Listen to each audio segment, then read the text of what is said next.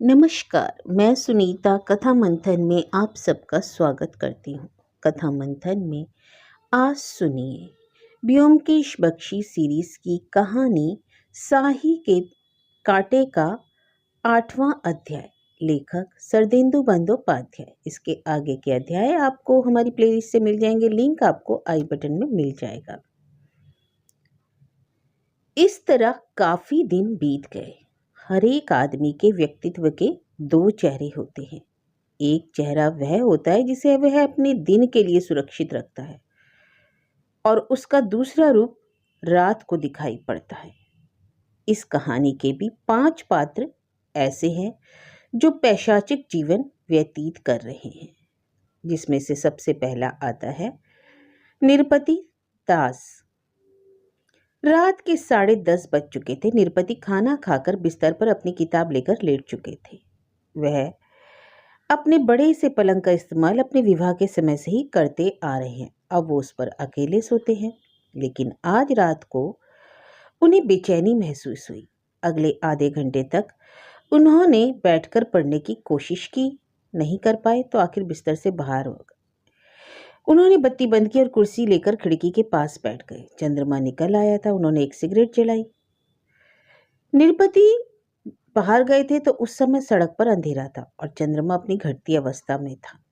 महोदय, निरपति का नौकर दीनानाथ आकर उनके पास खड़ा हो गया। आप अभी तक सोई नहीं? क्या मैं आपके लिए कहवा बना दूं? नहीं, उसकी कोई जरूरत नहीं। मैं बाहर जा रहा हूँ। सामने वाला दरवाजा भोर में खोल देना। जी ठीक है। दीनू अपने मालिक के प्रति बहुत वफादार था। निरपति कभी कभी रात को कहीं जाते थे, लेकिन यह बात वह अपने तक ही सीमित रखे था। निरपति ने अलमारी से खाकी रंग की एक पश्चिमी पोशाक निकाली।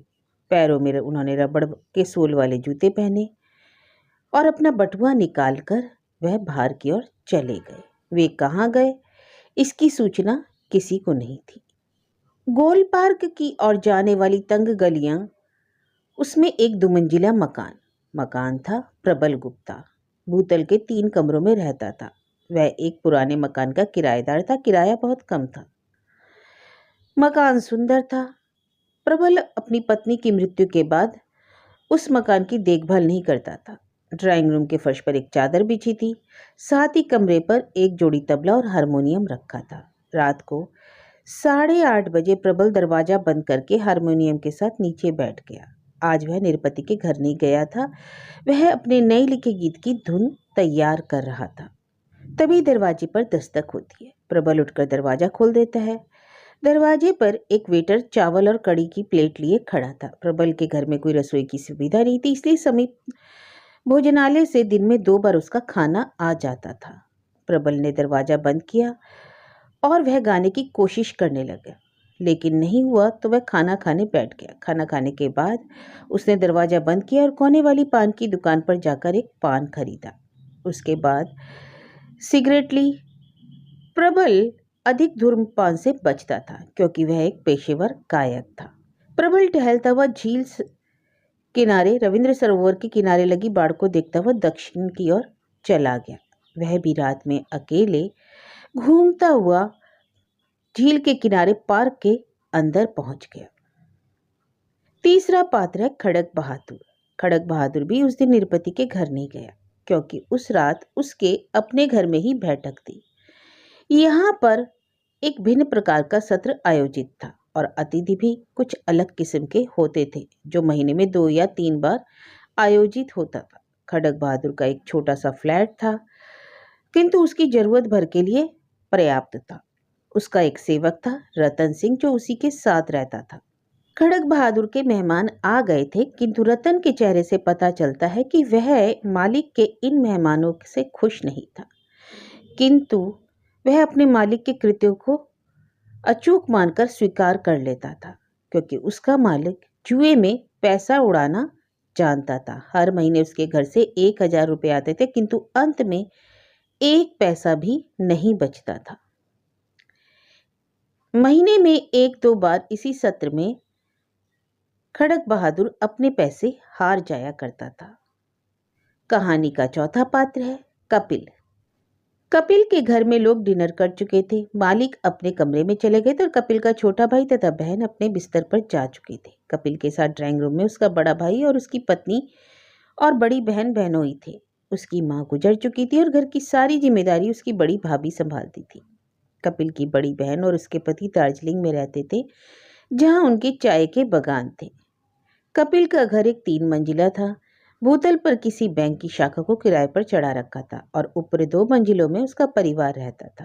आज कपिल सोने चला गया। अपने कमरे में जाकर थोड़ी देर बैठने के बाद उसने देखा घड़ी में रात के 11:30 बजे। कपिल किताब बंद करके खड़ा हुआ और दीवार में बनी अलमारी से अपनी बड़ी सी दूरबीन बाहर निकाली।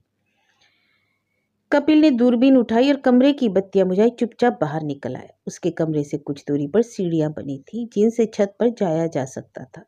कपिल अभी दबे पांव सीढ़ियों की ओर कुछ ही कदम चला था कि उसके सामने वाला दरवाजा खुला। रमोला अलसाई कमरे से बाहर निकली। रमोला ने पूछा, क्या बात है कपिल, तुम इतनी रात दूरबीन लेकर कहाँ जा रहे हो? चुप चुप भाभी, नहीं तो तुम बाबा को जगा दोगी। अरे मैं तो यह देखने आई थी कि कपिल यहाँ क्या हो रहा है। अरे क्या मूर्खता है, तुम तो अच्छी तरह से जानती हो मैं अक्सर छत पर जाकर तारों को देखता हूँ। हाँ जानती हूँ, लेकिन वह तो तुम आमतौर पर आधी रात को जाते हो। अभी आज रात को 11:15 बजे मंगल सीधा हमारे सिर पर होगा। अभी वह धरती के काफी निकट से गुजर रहा है। मैं उसे अच्छी तरह देखने जा रहा हूँ। मंगल? सचमुच? अच्छी तरह जानते हो कि किन तारों और ग्रहों ने तुम्हें जकड़ रखा है, लेकिन मेरी इस बात पर ध्यान रखना कि इतनी गर्मी में हमारे सभी पड़ोसी अपनी खिड़कियां खोलकर सोते हैं। कहीं उनके घरों में मत झांकने लग जाना। भाभी तुम सचमुच शंकालु हो, लेकिन पहले यह बताओ तुम क्यों जाग रही हो? तुम्हारे भैया अपनी कानूनी किताबें पढ़ने में व्यस्त हैं, तो उन्होंने मुझे एक कप कॉफी बनाने के लिए कहा, वही लेने जा रही हूँ। तुम्हें चाहिए? मेरे पास उसके लिए अभी समय नहीं है। कपिल ऊपर चला गया। शायद वह सचमुच मंगल की झलक देखने जा रहा था। जो लोग फिल्मों अथवा समाचार जगत में काम करते हैं उनकी दोस्ती भी उसी क्षेत्र के लोगों के साथ होती है। वे अपने समुदाय में एक विशेष समूह बना लेते हैं। 5वां पात्र है सुजान मित्रा। वह अपने सभी सहकर्मियों के साथ बड़ा अच्छा व्यवहार करता था, चाहे वे किसी भी पद अथवा लिंग के क्यों न हो। विवाह योग्य अभिनेत्रियों में अनेक ऐसी थी जो सुंदर नवोदित अभिनेता के प्रति आकर्षित थी, लेकिन सुजान उन सभी की उपेक्षा कर देता था। फिल्मी बिरादरी के बाहर उसका सामाजिक जीवन मुख्यतः निरपति के घर एकत्र होने वाले दोस्तों पर केंद्रित था। उनके साथ वह अपने घर में होने जैसा महसूस करता था।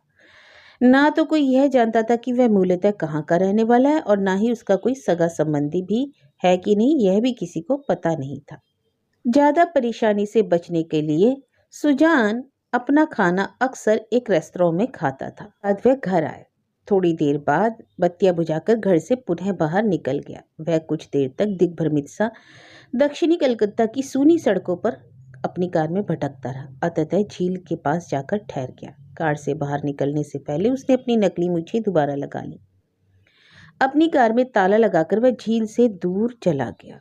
फिर एक पतली गली में दाखिल हुआ। गली के दोनों ओर की बत्तियां बंद थी।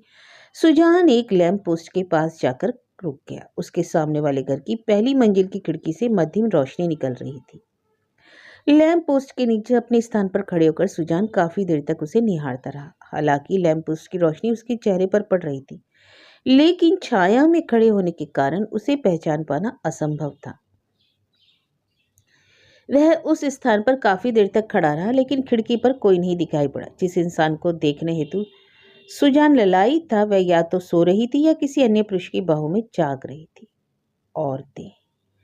सुजान ने गहरी सांस ली और वापस अपनी कार की ओर आगे बढ़ गया। देवाशीष और दीपा अपना डिनर लगभग समाप्त कर चुके थे। नकुल के लाभ हेतु वह अपने पति के साथ बगीचे में बातें भी कर रही थी।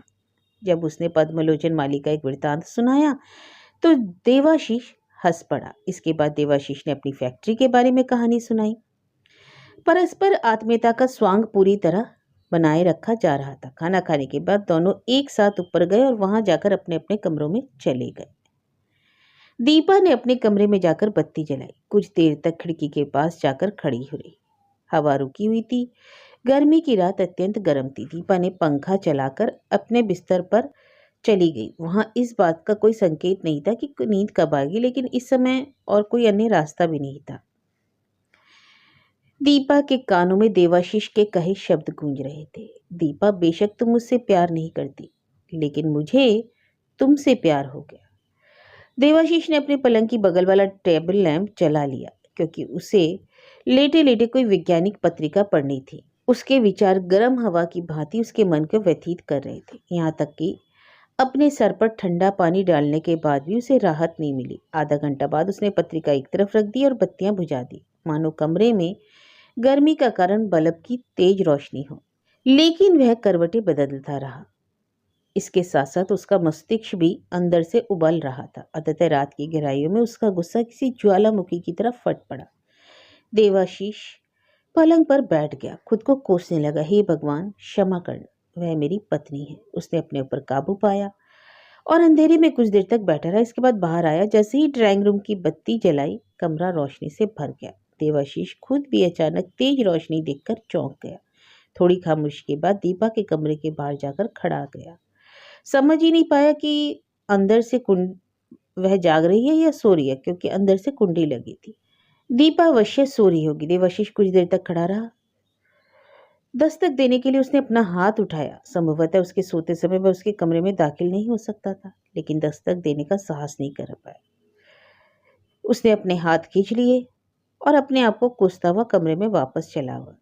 दीपा उस पूरे समय के दौरान जागती हुई लेटी थी, किंतु बाहर जो कुछ हो रहा था उससे अनजान थी। देवाशीष और दीपा की शादी को 2 महीने बीत चुके थे। इस बीच लंबी सैर के बाद उस अतीत की ओर लौट रहे हैं जहां से यह कहानी शुरू हुई थी। उस दिन दीपा ने देवाशीष के साथ फिल्म देखने के लिए जाने के लिए प्रस्ताव को ठुकरा दिया था। निरुपति के घर जाते हुए देवाशीष रास्ते में ठहर गया। उसका मन अत्यंत खिन्न था, इसलिए उसने निरुपति के घर जाकर थोड़ा अपना मन बहलाने के बारे में विचार किया, परंतु जैसे ही उसके मन में प्रबल के पियानो बजाने का विचार आया, उसका मन खट्टा हो गया। उसे कोई गंभीर अध्ययन किए हुए काफी लंबा समय बीत चुका था, इसलिए वह घर वापस आ गया। उसने कुछ विदेशी वैज्ञानिक पत्रिकाओं का चंदा जमा किया हुआ था, लेकिन पिछले 2 महीनों से उसके पास उन्हें पढ़ने का समय नहीं था। वे बिना खोले ही अपने पैकेट में लिपटी थी। देवाशीष वापस घर जाने के लिए मुड़ा। वह बातचीत और हंसी मजाक में अपना समय नष्ट नहीं कर सकता था। आज की शाम वह पढ़ाई में गुजारना चाहता था। दीपा अपनी आंखें बंद किए रेडियो सुन रही थी। देवाशीष के लौटने पर उसने रेडियो बंद कर दिया। उसकी आंखें प्रश्नाकुल व्यग्रता से ओतप्रोत थी। देवाशीष ने भरसक कोमल बनाते हुए अपने स्वर में कहा, मैंने वापस आने का फैसला कर लिया है ताकि मैं कुछ मैगजीन दोबारा से पढ़ सकूं। टेलीफोन के पास रखे स्टूल के नीचे पत्रिकाओं का ढेर लगा था। वह उन्हें उठाकर कमरे में चला गया। वहां उसने पत्रिकाओं को उनकी तिथि के अनुसार व्यवस्थित किया और तकिया लगाकर पढ़ने लगा। दीपा ने अपने कमरे की खिड़की से गर्मी का सूर्यास्त देखा। बागीचे में माली पानी दे रहा था। आज सारा दिन दीपा बागीचे में नहीं गई थी, क्योंकि उसने देवाशीष के साथ फिल्म देखने से इनकार कर दिया था, जिससे देवाशीष अत्यंत व्यथित होकर चहलकदमी कर रहा था। समय बीतने के साथ उसका जीवन जटिल होता जा रहा था और उसने महसूस किया कि वह इस अनचाहे रिश्ते की गांठ को खोल पाने में कभी सफल नहीं होगी। एक नई समस्या उसके मन को व्यथित कर रही थी। दिन समाप्त हो गया था। पद्मलोचन अपना काम खत्म करके घर चला गया था। दीपा खिड़की से हटकर देवाशीष के कमरे में गई। दीपा उसके कमरे में जाने से पहले पल भर के लिए झिझकी, लेकिन देवाशीष ने उसकी ओर ध्यान नहीं दिया। वह सीधे उसके पलंग की ओर बढ़ गई। क्या आप थोड़ी सी चाय पियेंगे? देवाशीष मुस्कुराया। हाँ, यदि तुम पीना चाहती हो तो ले लूँगा। ठीक है, मैं अभी वापस आती हूँ। देवाशीष फिर से अपनी पढ़ाई में मशगूल हो गया। दीपा रसोई में गई तो नकुल खाना बना रहा था। नकुल, थोड़ा एक कदम बगल हो जाओ, मैं थोड़ी सी चाय बनाना चाहूँगी। चाय? हाँ, दादा को भी चाय चाहिए, लेकिन आप क्यों तकलीफ कर रही हैं भाभी जी? मैं आपके लिए चाय बनाकर ऊपर ले आता हूँ। नहीं, चाय मैं खुद बनाऊंगी। नकुल ने उसकी बात का प्रसन्न होकर उत्तर देते हुए कहा, ठीक है भाभी जी, आप ही बना लीजिए। इन दिनों नकुल के मन में जो गलतफहमियां पैदा हुई थी वे कुछ कम होती नजर आई। पिछले 2 महीनों से उसे विश्वास हो गया था कि किन्हीं अज्ञात कारणों से उन दोनों के संबंध ठीक नहीं है, लेकिन अब कुछ अच्छा हो रहा है। दीपा ने चाय बनाई। एक तश्तरी में केतली व कप सजाए, उसे लेकर ऊपर चली गई। चाय तैयार है। देवाशीष उछलकर बिस्तर से बाहर आया और ड्राइंग रूम में उसके साथ चला गया। दीपा ने कप में चाय डालकर थमाया। उस शाम देवाशीष जब अचानक अपना इरादा बदलकर घर वापस आ गया तो दीपा की धड़कनें तेज हो गई थी। उसका दिल उसके सीने में तूफान मचा रहा था। गला बार बार अवरुद्ध हो रहा था। वह कोई रुदाली किस्म की लड़की नहीं थी। उसने कई महीनों तक व्यतीत रहकर अपने कई इम्तिहान पास किए थे। आज उसे क्या हो गया? अरे चाय तो बहुत अच्छी बनी है, किसने बनाई? मैंने बनाई है। देवाशीष ने उसके आगे कुछ नहीं कहा, लेकिन वह उसकी प्रशंसा में मुस्कुराया। क्या आप मुझे कल सिनेमा दिखाने ले चलेंगे? दीपा ने कहा। देवाशीष ने उसकी ओर आश्चर्य से देखा। यदि तुम्हारी इच्छा ना हो तो कोई बात नहीं, लेकिन केवल मुझे खुश करने के लिए इसकी जरूरत नहीं। नहीं, मैं सचमुच जाना चाहूंगी। ठीक है, तो कल सिनेमा चलूंगा। अभी उसने अपने कमरे की ओर एक पग बढ़ाया कि फोन की घंटी बज उठी। कौन हो सकता है? देवाशीष ने फोन उठाया। हेलो। दीपा कुछ समझ नहीं पाई। यह क्या बात है? देवाशीष की आवाज़ ध्यानपूर्वक सुनी। अरे कौन सी खबर? नहीं, मैं आज शाम अपने घर में ही हूँ। नहीं, मैं ठीक हूँ। क्या इसी से मैं समझ गया। ठीक है, जल्द पहुँच रहा हूँ। वह बिल्कुल ठीक है, इसमें परेशानी वाली कोई बात नहीं। ठीक है फिर। फ़ोन रखने के बाद देवाशीष ने अपनी घड़ी देखी। उस समय 8 बजे थे। मैं थोड़ी देर के लिए बाहर जा रहा हूँ, मैं कार से नहीं जाऊँगा। मैं आधे घंटे में वापस आ जाऊँगा। वह बाहर चला गया। दीपा कोई पूछताछ करने से बची। उसे कभी पता नहीं चला कि उसे किसने फ़ोन किया था। वहाँ अकेली बैठकर वह केवल यही अनुमान लगाती रही कि फ़ोन करने वाला कौन हो सकता था। आधा घंटा बीत गया, लेकिन देवाशीष नहीं लौटा। थोड़ी देर बाद नकुल ने ऊपर आकर पूछा, भाभी जी, दादा बाबू कहाँ गए? कब लौटेंगे? मैं नहीं जानती, उन्होंने कुछ बताया नहीं कहाँ जा रहे, पर कहा था आधे घंटे में वापस आ जाएंगे। अभी थोड़ी ही देर की तो बात थी।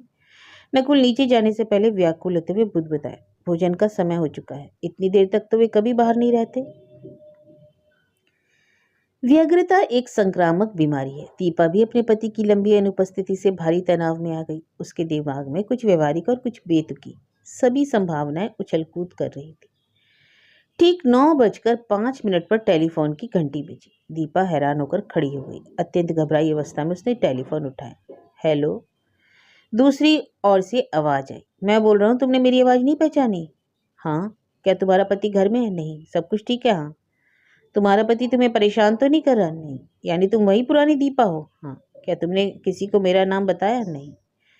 तुम्हें अपने भगवान की सौगंध खाई है? तुम मेरा नाम नहीं बताओगी, इस बात को भूलना मत। नहीं, मैं नहीं भूलूंगी। ठीक है, अपना ख्याल रखना, बाद में फिर फोन करूंगा। दीपा अपनी ओर से अन्य कोई शब्द नहीं बोली। उसने फोन रख दिया, शांत होकर बैठ गई, जैसे किसी ने उसकी सारी शक्ति निचोड़ ली। अपने दोनों हाथों से अपना चेहरा छिपाकर वह कुर्सी पर वापस बैठ गई। रात 9:30 नकुल ने आकर कहा, भाभी जी, दादा बाबू अभी तक घर नहीं आए, मुझे कुछ अच्छा नहीं लग रहा। फोन की घंटी तीसरी बार बजी। दीपा का खून सूख गया। दूसरी ओर से कोई महिला बोल रही थी, हेलो, क्या ये देवाशीष भट्ट का घर है? जी हाँ। क्या मैं उनकी पत्नी से बात कर रही हूँ? जी हाँ। मैडम, मैं अस्पताल से बोल रही हूँ, मुझे भय है आपको अभी यहाँ आना होगा। क्यों, क्या हो गया? अरे आपके पति का एक्सीडेंट हो गया और उन्हें यहाँ लाया गया। आप जितनी जल्दी हो सके यहाँ आ जाइए। उसके होठों पर जैसे ही दोबारा प्रश्न आया, उसका दिल बैठ गया। क्या वह जीवित है? जी हाँ, थोड़ी देर पहले ही उन्हें होश आया। मैं अभी पहुँचती हूँ। कौन सा अस्पताल है? रासबिहारी अस्पताल, आपातकालीन विभाग। दीपा रिसीवर रखकर पीछे मुड़ी। उसने नकुल को अपने पीछे खड़ा पाया। उसने उसकी ओर भयाकुल होकर देखा। भाभी जी। नकुल के मुरझाए चेहरे को देखकर दीपा ने खुद को सावधान किया। वह भूल गई कि उसका अपना दिल कैसे बैठा जा रहा है। दीपा ने महसूस किया कि अब वह 2 महीने पहले वाली लड़की नहीं रही। अब सब कुछ उलट पुलट गया। उसका सिर एक बार फिर चकराया। इसके बाद अपने मन पर काबू पाते हुए उसने स्पष्ट किया, तुम्हारे दादा बाबू दुर्घटना का शिकार हो गए, उन्हें अस्पताल ले जाया गया। नकुल धड़ाम से फर्श पर गिर गया, क्योंकि उसके पैर उसे संभाल पाने में अत्यंत दुर्बल थे। दीपा ने सख्ती से कहा, नहीं नकुल, इस तरह दिल छोटा करने का समय नहीं, उठा, हमें अभी अस्पताल चलना होगा। दीपा ने उसे सहारा देकर खड़ा किया।